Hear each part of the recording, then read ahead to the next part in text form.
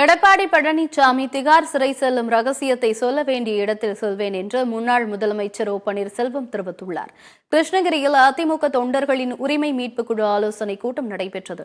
அப்போது தொண்டர்கள் மத்தியில் பேசிய ஓ பன்னீர்செல்வம், தான் தர்மயுத்தம் நடத்திய போது என்னுடன் இணைந்து செயல்பட்ட KP முனுசாமி பழனிசாமியுடன் இணைந்து எங்களையே முதுகில் குத்தினார் என்றும், நம்பிக்கை துரோகிகள் யார் என்பது மக்களுக்கு தெரியும் எனவும் தெரிவித்தார்.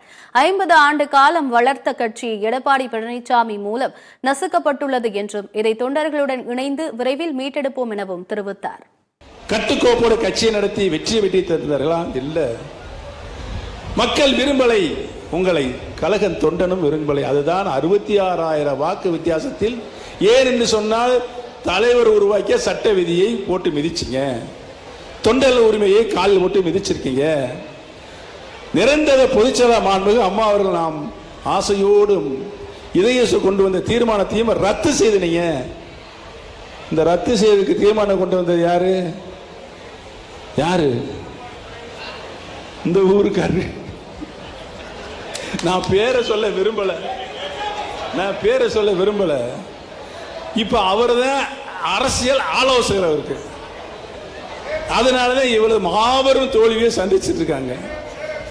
நான் சொல்ல ஏகப்பட்ட இருக்குங்க. அவர் நம்ம சொல்லக்கூடாது, அதுக்கு வேற ஒரு இடம் இருக்குது சொல்றதுக்கு. அப்பொழுது எதுக்கு நிற்க வச்சுட்டு சொல்லணும்னு இருக்கேன். பொறுமையா இருங்க.